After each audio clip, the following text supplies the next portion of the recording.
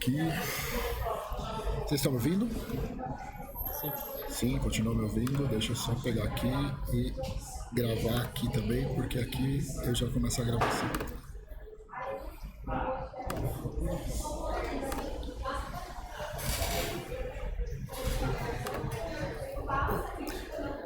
Cara, deixa eu te explicar aqui. Hoje eu tô com o Andrew, Andrew Rosário. Ele era da PicPay, daqui a pouco ele se apresenta melhor. O pessoal da Vind tá entrando aí, só o pessoal saber que tá sendo gravado aqui pra Vind mesmo, que depois a gente distribui nos canais internos da Vind. E dá para acompanhando por aqui. Daqui a pouco, para quem o pessoal que for acompanhar ao vivo, André, eu vou disponibilizar o slide e o código do dia para as pessoas poderem também interagir aqui, trazer perguntas e respostas. Deixa eu colocar você na tela inteira, que daí você fica. E aí, daqui a pouco eu disponibilizo o slide também para a galera. E como é que funciona aqui? O pessoal da Vind, você está vendo, o pessoal está entrando aqui no nosso Meet, né? Então, eles vão ter as telinhas deles ali. Então, em algum momento, dependendo de como você preferir, se eles podem te interromper ou se deixa as perguntas para o final, você que dita o ritmo, tá? E aí o pessoal pode fazer as perguntas junto contigo, sem problema nenhum. Você decide o que você prefere, como você prefere fazer isso, conduzir de qualquer maneira. Cara, é isso, eu vou só fazer uma breve apresentação, deixa eu ver se está tudo ok. Eu vou fazer uma breve apresentação bem breve aqui da minha cabeça do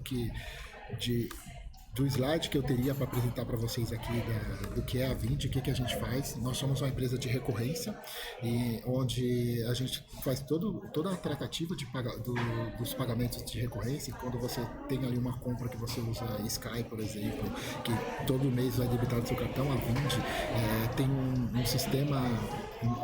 Nós provemos esse sistema para as empresas, white label ou não, e essa é uma das partes do que a Vind faz. Outra parte, a gente trabalha também com a parte de pagamento, inclusive maquininhas em alguns pontos. Você já tem a maquininha da própria Vind, onde você trabalha ali com um sistema de pagamento, e também a gente tem um sistema que a gente chama de vendas, recorrência e pós, que é todo esse processo de pagamento. A Vind já existe desde 2012, já são 9 anos.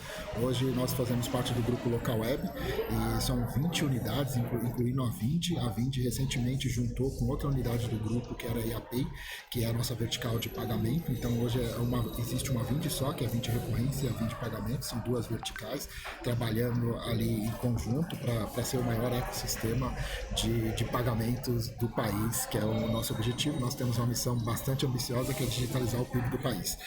E nós já temos quase 9 anos, somos mais de 350 colaboradores dentro da Vind hoje em dia.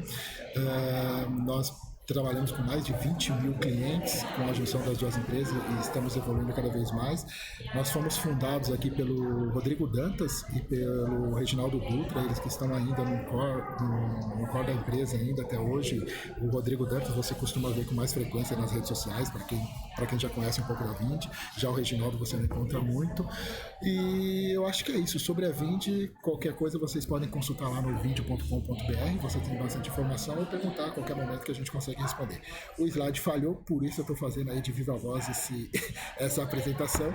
E hoje eu trouxe aqui, ele aceitou, assim que eu vi uma apresentação dele sobre teste em Angular, eu falei, cara, faz muito sentido, deixa eu trocar ideia com essa pessoa para ver se faz sentido. E eu conversei com o Andrew, cara, tamo aí, vamos lá, só vamos organizar a agenda aqui, ainda mais que a gente tá dentro do horário comercial e conseguimos aí que o PicPay, onde o Andrew trabalha, liberasse ele para ele estar aqui e compartilhar um pouco do seu conhecimento nesse momento aí de teste no front e usando o teste Libre. Andrew, quer se apresentar? Vai lá. Claro, boa. Bom, primeiramente eu gostaria de agradecer aí pelo convite do Robertson e a Vind. Para mim é sempre um prazer estar compartilhando conhecimento com a comunidade, né? Eu gosto muito disso.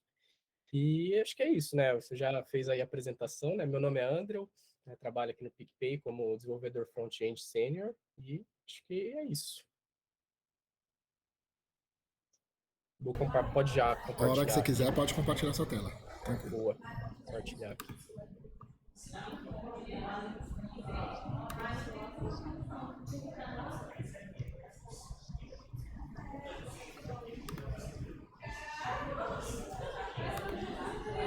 Já estão vendo? Já sim. Bora lá, pessoal. Bom, então nessa talk aqui, vou falar um pouquinho sobre testes no front-end com a Testing Library, né? Então, eu não vou comentar somente, né, sobre a Testing Library, mas também uma visão geral, né, sobre testes aqui no front-end, né? Qual que é o cenário atualmente sobre testes automatizados no front. Bom, então, fazendo aqui novamente, né, a rápida apresentação, o meu nome é André Rosário, sou desenvolvedor front-end sênior no PicPay, e eu sou apaixonado por tecnologia e por compartilhar conhecimento, né? Então, fica aí o link, né, das minhas redes sociais, né, meu Twitter, meu LinkedIn, o meu blog também, onde eu sempre posto vários artigos ali sobre front-end, sobre Angular, enfim, né? Eu gosto muito de estar compartilhando o conhecimento aí com a comunidade. Então, fica o convite aí, caso alguém se interesse. Bom, vamos lá. Primeiramente, né, para começar, eu gostaria de começar aqui com uma pergunta barra provocação para vocês aí. Você realmente testa a sua aplicação front-end? Por que que eu digo isso? Porque, Robertson, acho que tá espalhando um som a mais aí.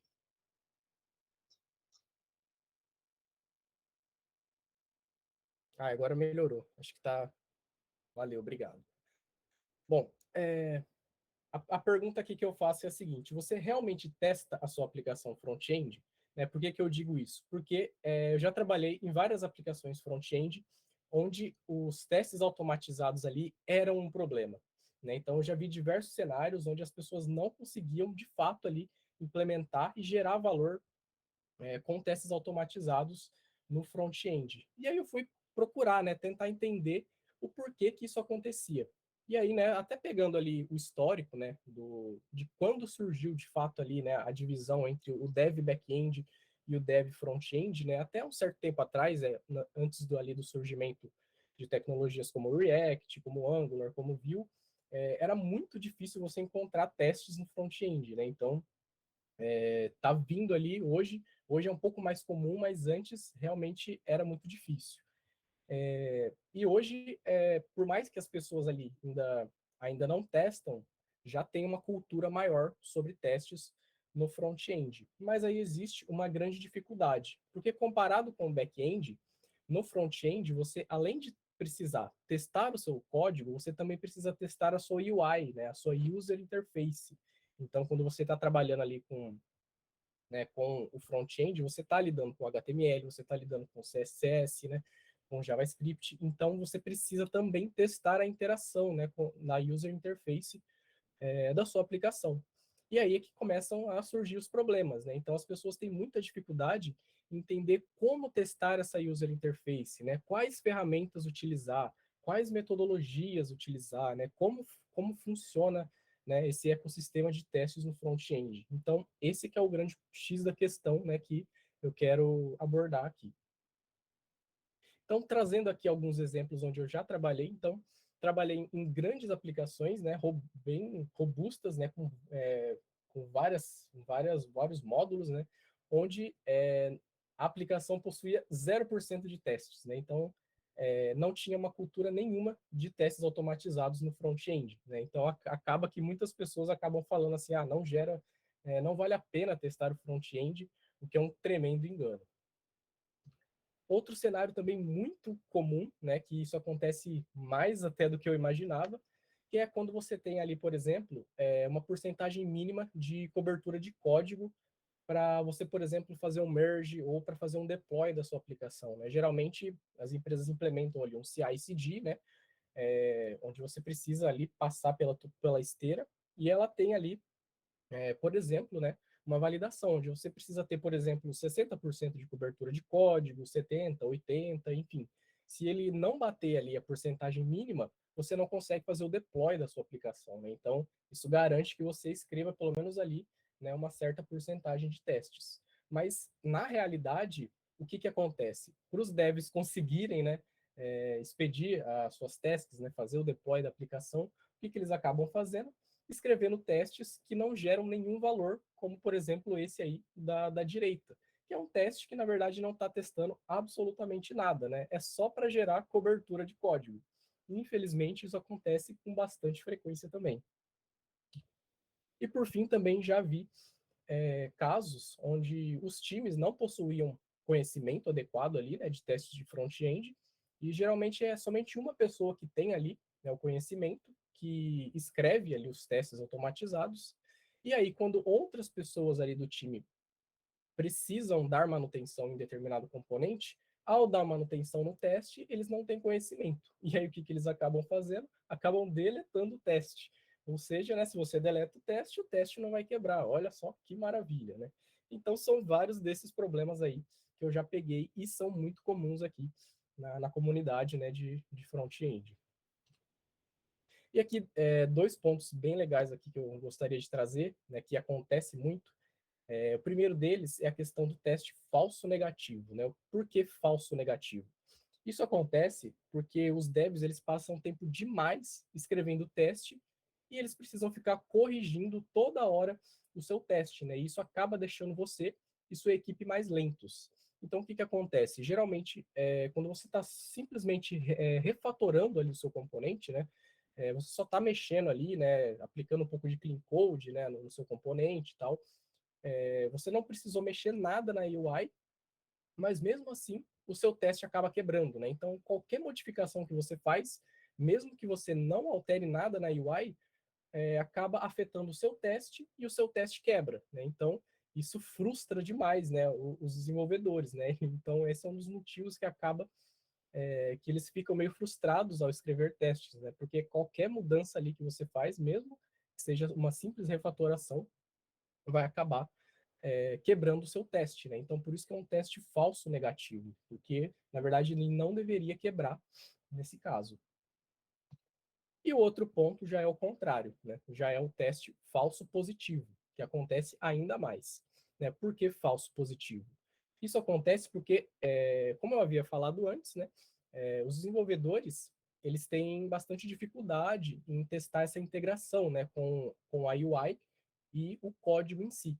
E aí o que, que acaba acontecendo? Muitas pessoas acabam testando somente os métodos ali dos seus componentes, né? As propriedades, os métodos, né? Fazer os testes ali se uma determinada função tá recebendo determinado valor, né? Então, eles acabam fazendo esses tipos de testes somente, né? E não ali fazendo a integração com o DOM ali, né? Com a sua UI.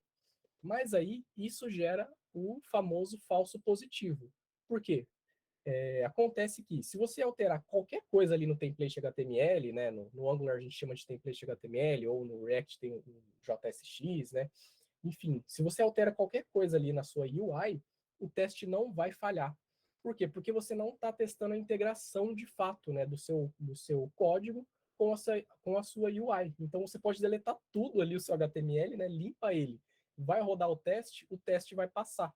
Mas na verdade ele não deveria passar, né, porque você não está fazendo ali uma validação correta, né? Você não está testando esse tipo de integração. E aí, então, aqui para dar um exemplo um pouco mais real, né, do que eu já passei, vou trazer aqui um exemplo utilizando o Angular, mas aqui vale um adendo, tá, pessoal?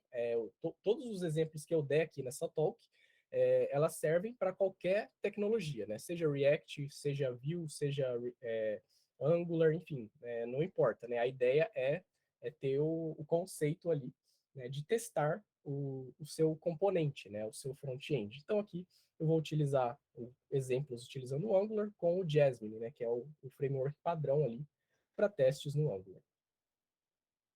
Então vamos pegar como exemplo aqui esse simples componente. Né? Então ele é bem simples. O que, que ele tem ali? Ele tem basicamente um input, né, que é onde o usuário vai digitar alguma coisa, né? Então percebam que ele tem ali uma variável quote text, né, que eu faço bind ali no meu componente. E além disso, eu tenho um botão também. Que aí qual é a ideia, né? Uma vez que o usuário digita alguma coisa nesse input, quando ele clicar no botão, eu devo enviar esse texto, né, que está escrito no input, para um serviço externo, né? No caso ali, o test service, né, ou qualquer, enfim, o nome aqui pouco importa, né? A ideia aqui é só entender que uma vez que o usuário digita algo no input, quando ele clicar no botão, ele deve enviar esse mesmo texto digitado ali para um serviço externo. Então, essa é a regra, né, desse componente. E aí tem uma outra regrinha também bem simples, que é o seguinte: se o input estiver vazio, né, então se o usuário não digitou nada, eu preciso desabilitar o meu botão. Agora, caso eu digite qualquer coisa ali, né, caso tenha valor, então eu preciso habilitar o botão. Então, são esses casos aí que a gente vai analisar. Então, vamos lá escrever os testes, né, para todos esses cenários aqui desse componente. Vamos entender esse carinha aí. Então, o primeiro deles é aquele cenário onde eu comentei do botão desabilitado, né? Então, deve desabilitar o botão quando o input estiver vazio, né? Então, a gente escreve ali, né, o nosso teste e a gente passa ali, né, para simular esse cenário, uma string vazia lá para nossa variável quote text, né? Então, para ele ficar desabilitado, né, o valor precisa ficar vazio. Então, ali eu preciso detectar as mudanças, né, para o DOM entender ali que de fato eu estou alterando alguma coisa, né? Preciso capturar o meu botão, né? Percebam que é um código bastante verboso, mas logo a gente vai ver algo para tentar melhorar esse cara. E aí, por fim, a gente faz o expect, né? A gente está testando se o botão ali, né? Se o atributo disabled do meu botão está como truth. Então, esse é o primeiro teste. Já o segundo teste é o contrário, né? Então, deve habilitar o botão quando o input não estiver vazio, né? Então, nesse caso aqui, a diferença é que eu preciso passar qualquer texto ali para minha variável quote text, né? Então, nesse caso aqui, eu estou passando o anyText, né? Então, passando aqui esse texto, no final ali, eu preciso verificar se a propriedade disabled está como false, né? Então, basicamente, o contrário. E por fim, né, vou fazer também um teste aqui para validar aquela integração, né, do método sendData, né, que veio daquele nosso serviço externo, se ele está recebendo o valor correto, né? Então, se o usuário digitar alguma coisa, eu preciso que aquele método seja chamado com aquele mesmo texto, né? Então, aqui a gente utiliza o spyon, né, para a gente poder espionar ali um método qualquer, né? Então, por exemplo, eu estou espionando o sendData. Aí, o que eu faço? Eu atribuo ali um anyText e chamo o método sendData ali do meu componente. No fim, eu preciso validar, né, se o meu serviço externo foi chamado, né, então, to have been called with, foi chamado com anyText. Né? Então, o mesmo texto que eu escrevi ali no input, ele precisa ser chamado com esse mesmo texto, né, anyText. Beleza, então, escrevemos os testes aí. Agora, é hora de rodar os testes, né? Então, expectativa alta para a gente rodar os testes aí e ver o que saiu disso. E sucesso! Todos eles passaram, né? Então, não existe alegria maior na vida de todo dev do que ver essas várias bolinhas verdes aí, né? Então, pô, essa é a melhor coisa do mundo. E melhor ainda, se a gente tiver rodado lá o code coverage, a gente vai ver que alcançamos 100% de cobertura de código, ou seja, a gente cobriu todas as linhas ali do nosso componente. Então, maravilha, sucesso, tá tudo funcionando. Vamos subir para deploy já e fechou, né? Porém, depois ali de subir a aplicação, a gente começa a receber várias reclamações ali, né, de pessoas comentando que o componente não está funcionando da maneira esperada. Mas como assim o componente não está funcionando, né? A gente escreveu testes ali para todos os casos, né? A gente alcançou 100% de cobertura de código. Como assim que o componente não está funcionando, né? E se vocês analisaram ali na hora que eu mostrei o componente, faltou um pequeno detalhe. Na verdade, o detalhe crucial e principal de todos. Cadê o clique do botão? Então, o que aconteceu aqui? Basicamente, eu tenho ali o meu método sendData, né, que vai fazer o envio do meu texto, porém, eu não estou chamando ele no meu botão. Então, o meu botão não está fazendo absolutamente nada. Então, aqui a gente tem um exemplo clássico, muito clássico mesmo, que acontece demais, que é a questão do falso positivo. Né? Então, o que aconteceu? O nosso teste alegou ali que estava tudo funcionando corretamente, porém, na hora de subir ali para deploy, você percebeu que não estava funcionando. Por quê? Por que isso aconteceu? Porque a gente não testou de forma adequada a integração ali do nosso componente com a UI. Né? Eu não testei de fato se aquele botão está chamando determinado método. Né? Então, isso que acontece quando você não testa ali a integração, né, da sua UI. Né? Então, por isso que isso acaba acontecendo né, que a gente chama de teste falso positivo. E aqui fica um adendo, pessoal. Não utilize o code coverage para medir a qualidade da sua aplicação. Ou seja, né, o relatório ali de cobertura de código nada mais é do que um número, somente um número, para ajudá-lo a identificar quais áreas da sua aplicação não foram testadas. Né? Então, ele pode ser bastante útil quando você precisa ali analisar, né? Ah, determinado método não foi testado. Então, eu vou lá e escrevo um cenário de teste ali para aquele método e eu consigo ver isso no relatório de cobertura de código. Porém, nunca utilize ele para uma métrica de qualidade, né? Então, você não pode medir a qualidade da sua aplicação pelo code coverage, e sim entregando testes que realmente geram valor. Beleza.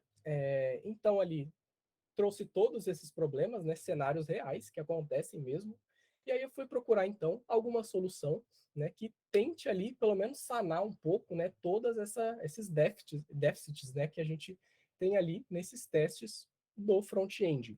E aí eu me deparei com a biblioteca chamada Testing Library, né? Então, essa lib aí desse simpático polvo vermelho, acredito que seja um polvo, mas ela é uma biblioteca bastante interessante, principalmente porque ela é cross, né? Ou seja, ela tem suporte para todas as tecnologias de front-end ali, né? Seja React, seja Angular, seja Vue, seja Vanilla JavaScript, né? Se você está utilizando só JavaScript, tem suporte ali para ela, né? Então a gente sabe que a cada minuto está surgindo um novo framework JavaScript, né? Então a todo momento tem e com certeza vai ter ali uma solução da Testing Library para a sua tecnologia favorita, né? Então, essa que é a grande vantagem em se utilizar a Testing Library.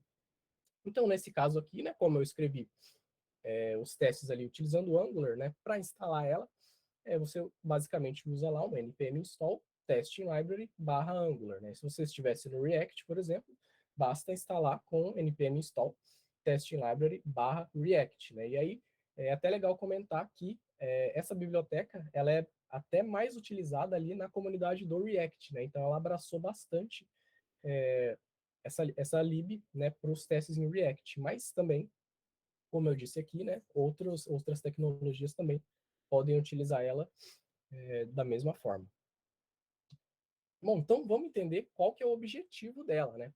Então, trazendo ali diretamente da sua documentação oficial, eu trouxe esses dois pontos aqui. Então, o primeiro deles, escrever testes sustentáveis que forneçam alta confiança de que seus componentes estão funcionando para os usuários. Ou seja, com esse ponto, a gente evita o cenário que eu comentei anteriormente do teste falso positivo, né? Então, a ideia é essa, né? Você tem um teste mais fidedigno, né? Mais que lhe forneça mais confiança. E o segundo ponto é o seguinte: essa lib ela evita detalhes de implementação para que a refatoração de seus componentes não interrompam seus testes e deixem você e sua equipe mais lentos. Já esse ponto aqui, então, tenta sanar o problema do falso positivo, né? Na verdade, o falso negativo, né? Então, aqui a ideia é que você não teste os métodos do seu componente, e sim sempre testando a UI direto, né? Então, por isso que a filosofia dela sempre fala, evite detalhes de implementação, né? Não teste os métodos, e sim diretamente a UI, né? Então, nesse caso, ele resolve aquele problema da refatoração, ou seja, como você não está testando diretamente o código, né? Você não está testando o método, você pode refatorar à vontade o seu componente, né? Que o seu teste não vai quebrar, né? Então, essa que é a ideia de você evitar esses detalhes de implementação. Beleza. Então, agora vamos pegar aquele mesmo componente e agora reutilizando, né, reescrevendo os testes, utilizando a Testing Library. Então, vamos pegar aqui, analisar aqui cada um dos detalhes. O primeiro deles é a questão do objeto screen, né? O que é esse carinha screen? Nada mais é do que um helper ali para te ajudar a fazer a manipulação do DOM, né? Para capturar todos os elementos, né? Então, a partir desse objeto, você pode chamar vários métodos ali para capturar os seus elementos. Então, por exemplo, aqui eu dei um screen.getByRowButton, né? Então, percebam que fica bem legível, né? Eu estou capturando um elemento que tem a row button. Já o segundo aqui é o meu input, né? Então, screen.getByTestID, né? Então, esse test ID eu também vou explicar mais para frente, mas você também percebam que você pode ter várias formas ali de capturar elementos no DOM. Então, a gente utiliza o screen, né, para fazer essa captura. Depois a gente tem ali o método render, né? O render nada mais é do que uma simples função que você vai chamar a cada bloco de testes, né? Então é ela que vai iniciar ali de fato o seu componente, né? Com todas as suas dependências necessárias ali, né? Então basicamente é isso o intuito do render. E por fim, a gente tem o user event, né? Então, o user event é o carinha que vai fazer de fato ali a simulação, né? Como se fosse de fato um usuário final ali utilizando o seu componente, né? Então, você pode fazer várias simulações, né? Como eventos de clique, né? Nesse caso aí, o ponto type, né? Então, você digita alguma coisa em determinado elemento, né? Então, tem várias formas ali de manipular os elementos com user event, né? Então, percebam que nesse caso eu dei um user event.type, né? Então, eu vou digitar algo no meu input, né? E o que eu vou digitar? Ali como segundo parâmetro, nText. Então, percebam, né, que com a testing library, o seu teste acaba ficando mais legível também, né? Então, a ideia, né, uma das outras vantagens em se utilizar a testing library é essa, né, que os seus componentes, né, os testes deles, acabam ficando mais legíveis, né, mais fáceis de entender. Então, até uma pessoa que nunca trabalhou com Angular, nunca trabalhou com React, se bate o olho ali, consegue entender o que aquele teste está querendo fazer de fato, né? Serve até como um tipo de documentação mesmo ali para os seus testes. Beleza, então, você sabendo, né, esses três pontos ali que eu comentei, você já consegue fazer muita coisa ali com a Testing Library, né? Então você não precisa, uma outra vantagem, né, da Testing Library é essa, né, que você não precisa aprender muita coisa, né? Então tendo esse básico, é lógico que você tem algumas outras coisas ali, né, a documentação é bem completa, você pode verificar, mas tendo essa base, né, desses pontos, você já consegue fazer testes que de fato geram valor. E aí, então, vamos passar aqui, né, entendendo um pouco mais desses três pontos que eu comentei agora, né, com um pouco mais a fundo. Então, o primeiro deles é aquele carinha que é o screen, né, então, que vai realizar a captura do DOM. E para isso, a gente tem três métodos ali, né, cruciais que a gente pode capturar os nossos elementos. Então, o primeiro deles é o getBy, né? O getBy, o que ele vai fazer? Ele vai capturar um elemento e, se caso o teste não encontre aquele elemento, já na hora o teste vai falhar, né? Então, com o getBy você precisa, né, que aquele elemento esteja ali anexado ao DOM. Já o queryBy, ele funciona da mesma maneira ali do getBy, porém, caso o elemento não exista naquele momento, o seu teste não vai quebrar, né? Então, ele é muito útil em casos onde você precisa testar, né, por exemplo, se determinado elemento não está ali no DOM, né? Então, o query by será útil nesses casos. E por fim, a gente tem o find by, né? O find by também se comporta da mesma maneira que o get by, porém de forma assíncrona, ou seja, né, com o find by a gente trabalha ali por debaixo dos panos com promises, né? Então, o find by é muito útil nessas questões assíncronas, né? Então, é muito comum, por exemplo, a gente realizar requisições HTTP, né? Onde você precisa chamar ali uma API ou alguma coisa, onde você precisa aguardar, né? Por exemplo, um componente esperar ali um determinado tempo para ele aparecer ao DOM, né? Então, nesses casos, o find by seria a opção perfeita, né? Porque ele vai ficar por debaixo dos panos aguardando ali, né, num loop para que o seu elemento apareça ali no DOM, né? Então, essa é a ideia do find by. Tendo esses três métodos, né, que seriam os prefixos ali, né?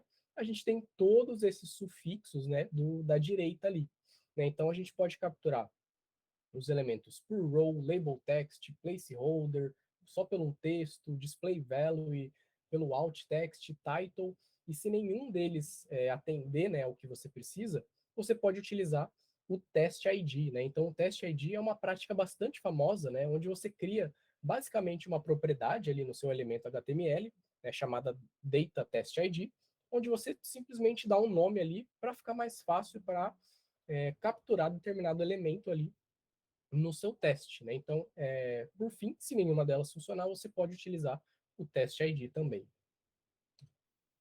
Beleza, né? Então, mostrei todos esses métodos aí, né? Mas vocês podem estar se perguntando, como que eu vou saber qual que é a melhor query a se fazer para cada cenário, né? Como que eu vou sempre saber qual é a melhor a se utilizar? E aí, a Testing Library, ela disponibiliza esse maravilhoso playground, né? Então, instalando a Testing Library, se lá no seu teste você executar um screen.log testing playground, ele vai logar ali para você, né, no seu terminal, uma URL. E aí você pode abrir essa URL lá no seu navegador. E aí a gente vai ter algo semelhante a isso, né? Então, temos um playground ali da simulação do seu componente. Então, é muito legal a gente utilizar esse cara, porque a própria Testing Library, né, o próprio playground dele, vai te sugerir a melhor query para utilizar em cada cenário, né? Então, você basicamente vai visualizar o seu componente ali, né, que você está testando no momento, e você pode selecionar os elementos, né? Uma vez que você seleciona determinado elemento, abaixo ali, ó, vocês podem perceber que ele já te dá uma query sugerida. Né? Então, ele já traz basicamente o código pronto para você. É simplesmente copiar, né, ali o código e colar no seu teste. E aí, isso é bem bacana. E aí, dá para brincar bastante, né, com esse playground. E aí, percebam ali que também que vocês têm uma determinada ordem ali, né, de prioridade das queries, né? Então, você tem várias formas de capturar os elementos, né? Mas tem umas que são mais úteis que as outras.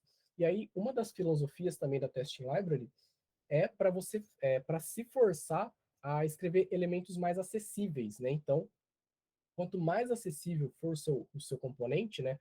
Quanto mais você colocar roles ali, né? Escrever com base ali na acessibilidade da web, mais fácil vai ficar para você fazer a query dos seus elementos, né? Então, e isso é uma coisa muito boa, né? Porque uma web acessível é melhor para todo mundo. Então, esse é um ponto bastante bacana também, né? Você acaba evoluindo até em questões de acessibilidade graças à Testing Library. Beleza, então passamos aí pelo screen e agora vamos falar um pouquinho do método render, né? Então, como eu havia falado anteriormente, o render nada mais é do que uma função que deve ser chamada ali a cada bloco de teste, né? Então, é ela que vai inicializar o seu componente.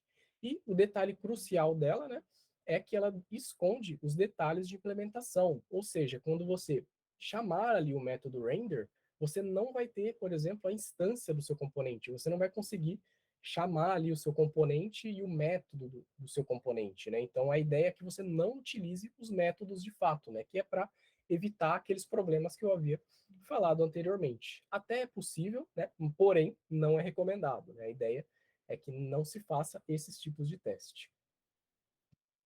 E por fim, então, temos ali as interações do usuário, né? Então, por padrão, a gente instalando ali a Testing Library, você pode utilizar o Fire Event, mas você também pode utilizar o User Event, né? O User Event, você vai poder utilizar ele para interações mais fidedignas, né? Então, mais próximo ao usuário final ali, né? Então, ele acaba sendo mais assertivo, né, na hora de interagir com o DOM. Por enquanto, né, o User Event ele não está vindo como default ali na Testing Library, mas a ideia é que logo, logo ele já se torne o padrão ali para a Testing Library. Né? Mas, por enquanto, né, para você poder utilizar o User Event, você precisa instalar a parte ali. Né? Então, você tem que rodar um npm install Testing Library /User Event. Beleza, então basicamente é isso, pessoal. A Testing Library, você tendo né, esse ponto focal, você já vai conseguir escrever testes ali para 90% ali dos casos de componentes seus. Né? Então percebam que você não precisa aprender muita coisa, né? Diferente ali de outras bibliotecas, né? De outros exemplos dos próprios frameworks. Né? A ideia é que seja bem simples, né? E intuitivo para a gente escrever os testes. E aqui vou trazer também dois exemplos reais, né? De que eu já utilizei a Testing Library e que ela surtiu bastante efeito. Então, o primeiro deles aqui é na questão de validação de formulários, né? Então, vamos entender o que esse teste está fazendo. Então, aqui eu preciso basicamente capturar o meu text box, né? Então, captura ali pelo get by row, qual que é a minha row? Text box, né? Então, atribuo ali no meu name. E aí, então, eu utilizo ali todas as ferramentas da Test Library. Primeiramente, o que eu faço? Eu digito alguma coisa nesse meu text box, né? No caso ali, eu digitei uma string vazia, né? Não digitei nada. Uma vez que eu não digitei nada, o que eu espero que aconteça ali na minha UI, né? Eu espero que apareça um texto ali para o usuário. Então, eu espero que apareça name is required, né? Então, eu quero que apareça ali para o usuário, ó, você precisa informar o nome ali, né? O nome obrigatório. Então, utilizando get by text, né? Então, eu consigo fazer esse tipo de asserção. E também posso testar ali, né? Se o área invalid é igual a true. E aí, então, eu prossigo o meu teste. Agora, eu vou lá e digito alguma coisa nesse meu text box, né? Como, por exemplo, o nome Bob ali, né? Digitei o nome Bob, e aí agora o que eu vou fazer? Eu vou verificar, né, se agora o name is required não está mais ali no meu DOM, né? Então, ele precisa sumir dali. E aí, para fazer esse tipo de asserção, eu utilizo o query by text, né? Então, como eu havia falado anteriormente, se eu utilizo o query by, né, o query by não vai quebrar o meu teste, né? Então, esse é um bom caso de uso aqui para o query by, né? Eu preciso verificar se determinado elemento não está mais ali no meu HTML. E por fim ali, eu só verifico, né, se o meu área invalid é igual a false, né? Então, para essas questões de acessibilidade também que são bastante importantes. E um outro teste bem bacana aqui é a questão do tooltip, né? Então, nesse caso aqui, eu preciso que mostre um tooltip se eu passar, por exemplo, o mouse em cima de um botão, né? Então, tooltip aí é um padrão ali de front-end bastante utilizado, né? Para mostrar alguma mensagem, né, informativa para o usuário, né? Então, a ideia de testar isso fica muito fácil ali com a Testing Library. Então, primeiramente, eu chamo ali uma função chamada setup, né? Então, é uma prática ali também que muitas pessoas utilizam ali, né? Que é para encapsular o método render, né? Então, dentro do setup, a gente coloca lá o render, enfim, coloca todas as suas importações ali do componente, né? Que aí a gente vai chamando a cada bloco de teste. E aí, então, eu utilizo o método hover do user event, né? Então, percebam como é poderoso, né? Essa API ali do user event. Então, a gente consegue fazer várias simulações. Nesse caso, eu estou fazendo uma simulação de hover, né? Então, como se eu estivesse passando o mouse em um determinado elemento. E qual que é esse elemento? É o meu button, né? Então, basicamente, passo ali get by row button. Então, consigo simular, né, de uma forma bastante semântica, né, que eu estou passando o mouse em cima de um botão.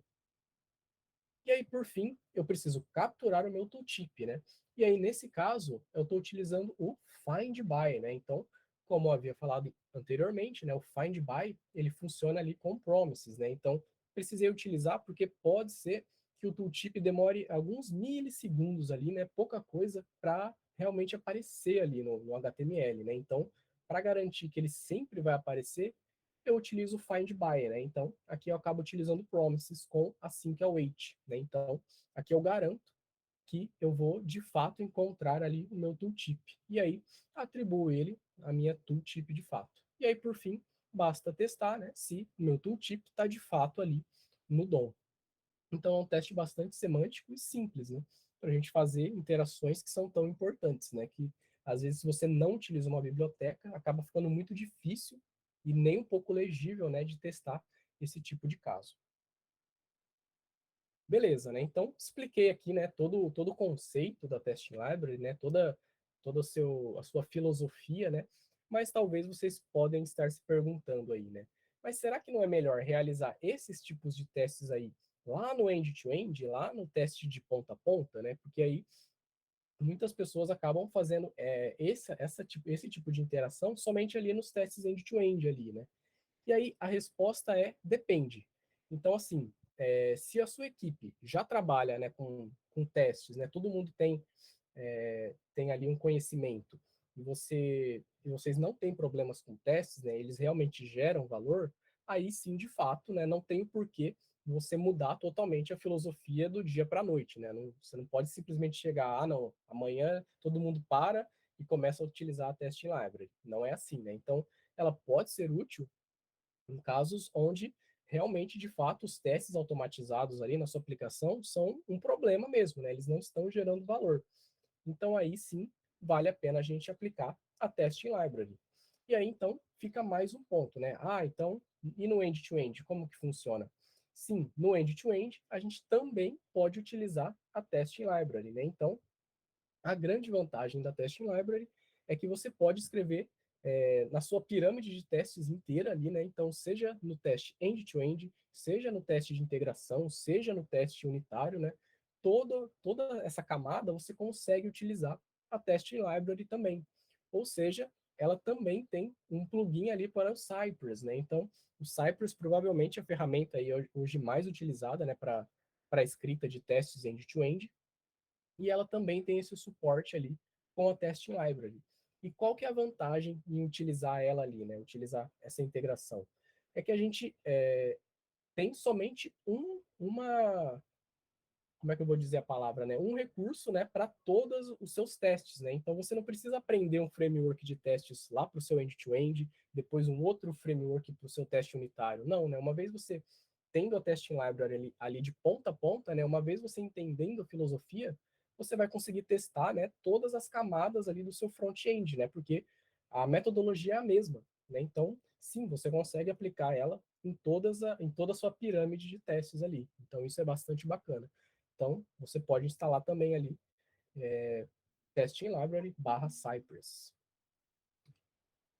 E beleza. E finalizando aqui, pessoal, né, gostaria de deixar essa seguinte frase aí do Kent C. Dodds, que é o criador da Testing Library. Quanto mais seus testes se assemelham à forma como seu software é utilizado, mais confiança eles podem lhe dar. Então, é essa que é a filosofia da Testing Library, né? Então, trazer para o seu componente, né, a forma mais real possível, né, do que ele vai ser utilizado, né, para que a gente evite todos esses problemas aí que eu comentei durante a talk. Então é isso, pessoal. Muitíssimo obrigado. Então fica aí as referências, né, dessa talk. E se tiverem alguma dúvida também podem comentar. Depois, se quiserem futuramente aí perguntar lá no meu LinkedIn, no Twitter também, fico totalmente aberto. E é isso. Muitíssimo obrigado. Cara, deixa eu te perguntar uma coisa. A gente consegue depois pegar essa sua apresentação e disponibilizar? Como que é aqui pro pessoal, para eles terem essa Claro, referência? Ou então só claro. as referências para eles terem aqui, eu acho que seria bacana. Sim. Inclusive, já vou até compartilhar, então, Boa. aqui no chat. Eu tô olhando aqui no slide aqui, se alguém tiver alguma pergunta aqui, quiser levantar a mão, fazer a pergunta de viva voz, tá aí, tá? Ou se alguém ainda quiser escrever lá no nosso slide, é slide.com, o código de hoje é 2383897. Eu vou deixar o código aqui do slide.com também, se alguém daqui quiser fazer uma pergunta por lá. O código é 2383897. Mas eu tenho uma pergunta aqui, eu escrevi código errado aqui no chat, mas dá para vocês entenderem. Eu tenho uma pergunta que já chegou aqui para mim. Deixa eu pegar aqui para você. Porque eu tô tudo longe de casa, cara. Então eu tô tudo perdido aqui. Desculpa aí. Aí é complicado, hein? Não tô com as minhas ferramentas e então fica mais difícil ainda. Mas vamos lá. O que devo pensar quando tem uma lista de clientes, por exemplo, e tem filtros? Como você pensa em cenários, o que devo testar? Uma relação ali de clientes usando o React, provavelmente, e como que seria ali o pensamento de quem está começando nesse sentido para o que testar nessa listagem, nesses filtros? Boa. Bom, eu começaria, né, principalmente se você acaba utilizando a Testing Library, tentando trazer como se você estivesse testando de verdade, né? Então, vamos pensar que você, por exemplo, é um QA ali, né? Então, você vai começar a testar ali, né, essa implementação da listagem, né? Então, por exemplo, os filtros. Então, né, aí aqui é legal que a gente pode até aplicar o TDD, por exemplo, né? Então, a gente começa ali pelos testes, então, assim, o que é importante, né? Qual que é o cenário que vai gerar valor? Então, é trocar o filtro, né? Então, a gente cria, por exemplo, ali o bloco de testes, né, para esses filtros, né? Então, uma vez que você troca o filtro, você precisa, por exemplo, exibir determinados itens, né? Então você consegue até aplicar o TDD, né, com a Testing Library, né? Porque você não está ali testando os métodos, né? Você está testando somente a sua UI, né? Então, com base, né, no que eu passei aqui, você consegue fazer, por exemplo, simula um clique, né, no seu filtro, né? Vamos imaginar que ele é, por exemplo, um select ali, né, onde você pode selecionar os filtros. Então você simula esse cara, né? Então selecionei filtro X. Então aí eu devo verificar, né, se a listagem está dessa forma. Selecionei filtro Y, né? Então devo verificar se a listagem está de outra forma, né? Então com a Testing Library isso é muito simples, né? Porque ela tem essas formas ali de você capturar o DOM, né? Você não precisa pensar no código, né? Você pensa primeiro ali já no elemento, né? E aí depois você pode ir lá e escrever de fato, né, o seu componente, com o código. Enfim, acho que a ideia em se testar é mesmo tentar pegar, né, o cenário real, né? Como se fosse uma pessoa de verdade ali tentando testar, né? Validar, né, o seu componente ou a sua aplicação em si. Deixa eu fazer uma pergunta aqui, me colocando como total iniciante. Vamos pensar que eu estou começando agora na área. Eu lembro que quando eu estava começando em Ruby ali, uma certa dificuldade para de fato imaginar esses cenários ali de como testar ou como testar. Você teria algum. E aí, em determinado momento, eu acabei escrevendo um texto de que, imaginando, compartilhando com as pessoas que o ambiente que a gente começa a pensar em testes não era tanto um ambiente pensado exclusivamente pela ferramenta que eu estava usando, mas um comportamento de como as pessoas iriam utilizar aquele software. O que você diria para quem está começando assim, para ter um pensamento para além da ferramenta de como ele pensar o seu cenário de testes nesse sentido? Boa, boa. Bom, realmente é complicado, né? Acho que para quem nunca realizou testes, né? Testes unitários, testes automatizados, enfim, no começo pode ser muito complicado, como foi para mim também, né? Às vezes você não consegue entender de verdade, né? O que isso vai gerar o valor, o real valor ali para sua aplicação final. Então, assim, é bastante difícil de falar, assim, mas, assim, o principal é prática, é você praticar, não é do dia para a noite que você vai entender, assim, você vai fazer sei lá, um curso de testes e terminou o curso, agora beleza, agora eu sei criar testes unitários, agora não.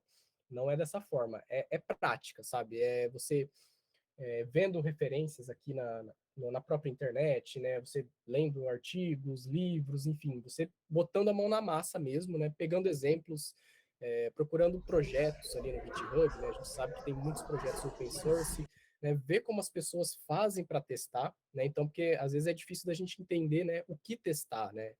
Então, uma vez que você não sabe o que testar, é ainda mais complicado, né? Então, a minha dica que eu dou é essa, meio que pegar projetos que já reais mesmos, assim, né, no GitHub, projetos open source, né, ver o que eles estão testando e trazer para o cenário ali da sua aplicação, do seu projeto, né? Então, tentar pegar essas similaridades, né? Então, uma vez que você acaba tentando ali, então você implementa lá, isso aqui eu acho que é legal você testar. E aí você vai praticando, assim. Não é do dia para a noite, não é fácil, né? Então, realmente, começar a ter essa cultura de testes, né? Essa implementação, né? Não precisa nem você, de fato, realizar o TDD, né? Não é nenhuma obrigação, nem nada disso. Mas leva tempo e prática, sim. Uma vez que você começa a fazer, né? Vai ficando cada vez mais comum. E aí é até difícil de você não escrever, por exemplo, um código sem testes, né? Então, a dica que eu dou é essa, é praticar e ver projetos mesmo. Boa, eu lembro que foi essa dica que eu recebi, era Code Review. Então, uma maneira de eu aprender que foi muito bacana para eu aprender um pouco mais sobre teste era ler teste dos outros. Eu tava ali todo empolgado com a questão de TDD e o meu tech lead jogou para baixo e falou assim: espera, vamos aprender a ler o que os outros já fizeram. E aí foi um ambiente muito bom, muito tranquilo de você fazer code review, ver o que os outros mais experientes estavam escrevendo, questionando, buscando, não necessariamente questionando ali no PR aberto, no MR, mas mandando mensagem para a pessoa, expondo meus pontos de dúvida, e as pessoas sempre estão dispostas a nos ajudar ali. Foi por esse lado. Cara, Exato. Tem mais alguma coisa? Eu vou te perguntar um negócio que esses dias eu tava falando com o Paulo, e ele falou assim, e eu perguntei pra ele assim, cara, responda algo que nunca ninguém perguntou, mas que você gostaria de responder. O Paulo tava falando de documentação, né? A gente tava lá no Itaú e tal. E ele foi buscar alguma. Cara, é difícil, né? O que que nunca me perguntaram, mas que eu gostaria de responder sobre isso que eu falo o tempo inteiro. Normalmente a gente acaba colocando o que não perguntam pra gente na nossa apresentação e fica mais fácil. Mas sempre tem alguma coisa que a gente às vezes tira e deixa de fora. Tem alguma coisa que você lembra que não te perguntaram ainda sobre esse processo de usar o Test Library e que você gostaria de responder? Boa, nossa, essa é novidade para mim. Nunca recebi uma pergunta dessa. Bom, deixa Você eu imagina só, pensar. eu coloquei o Paulo numa saia justa. Uma saia justa, hein? Ó, eu acho que eu comentaria é, uma pergunta, acho que eu já dei essa talk já em alguns eventos, né? E algo assim que eu trago até para o cenário real, né? Às vezes a pessoa não sabe o que testar, por exemplo, um componente, né? Então, quando fazer um teste unitário e quando fazer um teste de integração, né? Então, às vezes pode gerar esse tipo de dúvida, né? Eu acabo não comentando tanto aqui na talk. Mas a ideia ali, por exemplo, da Testing Library é a gente acabar realizando mais testes de integração, ou seja, você fazer um teste que de um componente que, por exemplo, importe vários outros componentes. Né? Então, a chance, né, desse componente gerar um valor maior, né, ali para o seu teste é maior do que você simplesmente só fazer testes unitários. Né? Então, beleza, com um teste unitário você está garantindo ali a unidade, né? Mas geralmente você não consegue garantir a integração, né? Tem até algumas brincadeiras na internet lá que você testa, por exemplo, acho que é um guarda-chuva, não sei, né? Se testar unitariamente você consegue. Aí na hora de fazer o teste de integração, né, quando você vai abrir o guarda-chuva, ele pula assim, né? Não tá funcionando nada, né? Então, às vezes não adianta só você fazer o teste de unidade, né? Então, é importante você ter o teste de integração também. E a própria Testing Library comenta isso, né? Que é legal você estar fazendo essa integração, né, com componentes reais mesmo, né? E não mocks. E também o teste end-to-end, né? O teste end-to-end garante ali, né, com uma maior asserção, né? Porém, o teste end-to-end é mais pesado, né? Então, é complicado você fazer muitos cenários de testes end-to-end, porque, de fato, ele é mais pesado, né? Ele pode falhar mais vezes, enfim. Então, por isso que acho que é legal você poder focar mais no teste de integração ali, pelo menos no seu front-end, né? Tem uma pergunta aqui no chat que eu vou fazer para você. O Ronaldo estava perguntando assim, se dá para validar concorrência no front-end. Um exemplo que ele trouxe aqui, duplo clique no botão ou no evento. Dá sim. A própria Testing Library também tem uns helpers, né, que auxiliam a todas essas simulações, como, por exemplo, o duplo clique. Ele tem, se eu não me engano, ali no User Event, ele tem um método que você simula um duplo clique, né? Então, você pode fazer vários cenários ali mesmo, né? Então, o que for importante testar, vale a pena, porque, com certeza, a Testing Library vai ter ali uma solução, vai ter um método que vai ser exatamente o que você precisa, né? Então, sempre quando eu precisei, né, testar esses tipos de cenários, né, diferentes, como por exemplo duplo clique, por exemplo colar, né, você vai dar um Ctrl C, Ctrl V, tudo isso você consegue fazer com ela.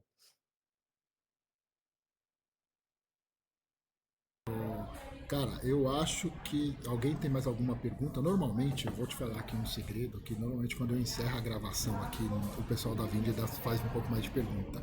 Então, normalmente a gente fica uns minutinhos a mais. Eu vou encerrar por aqui, se o pessoal não quiser, não tem mais perguntas por aqui.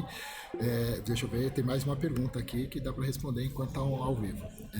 Como seria pensar com teste library quando preciso validar algo assíncrono? Boa. Então, como eu tinha comentado lá na talk, né, a Testing Library, ela traz ali o find by, né? Então, o find by, ele trabalha com promises, né? Então, é exatamente o cenário ideal ali quando a gente quer testar algo assíncrono, né? Então, vamos supor que você precisa fazer uma chamada, né, para o servidor, e aí depois que finalizar aquela chamada, né, determinada lista precisa aparecer, né? Então, para a gente lidar, né, por exemplo, com esses casos, a gente pode usar o find by, né? Então você pode usar o async await normalmente ali no seu teste, e fica bastante legível também. Então ele tem esse suporte. Vou dar mais uma chance de 3 segundos para vocês aparecerem e perguntar ao vivo, que senão eu vou encerrar aqui e a gente fica mais uns minutinhos com ele aqui. É tipo, eu brinco pessoal, ó, tá contratado até às 18, depois disso vocês vão pagar hora extra. Eu tenho uma dúvida que que o Andrew trouxe aí justamente da pergunta do que não perguntaram para ele. O que você comentou, Andrew, você acredita que, tipo, por exemplo, trazendo aí, né, novamente a questão da lista com os filtros. Você tem lá o componente de filtros separados e o componente da lista separado também. Então, a ideia é que, às vezes, a gente trate e teste o componente que está juntando os dois e não testar ali separadamente cada um. Talvez testar separadamente cada um não traga tanto benefício. Seria essa a ideia? Boa, grande Teco. Já Oi. trabalhei com o Teco aí, cara é fera. Mas ótima pergunta, cara. Realmente isso, assim, a gente pode, né, vamos pegar como esse exemplo aí, que você tem lá um filtro, que é um componente, né, e você tem a lista, que é outro componente, né. Você pode, por exemplo, criar testes unitários ali para o componente de filtro, você pode criar teste unitário para o componente de lista, e aí, por exemplo, você tem um componente que utiliza os dois, né, o filtro e a lista. Nesse componente que utiliza os dois, ali é o cenário ideal para a gente fazer, de fato, o teste de integração, né, que é testar ali a integração dos dois componentes, né? Então, se eu trocar o filtro, eu devo renderizar ali uma lista com registros diferentes, né? Então, se você faz só um teste unitário, por exemplo, nesse componente que tem os dois outros, né, você não consegue fazer essa integração. Então, é exatamente isso que você falou nesse caso. Bom. Alguém mais? Eu vou fazer o seguinte, cara, só vou agradecer aqui o pessoal que acompanha online. Essa gravação depois vai ficar disponível lá no YouTube, fica na Twitch também. Se você quiser indicar pro pessoal, com seus amigos aí também que quiserem acompanhar mais uma vez com as perguntas aqui exclusivas. Eu vou encerrar só a transmissão online e a gente fica mais um minutinho aqui se o pessoal tiver alguma coisa. Obrigado a todo mundo que acompanhou e provavelmente por ano que vem a gente volta.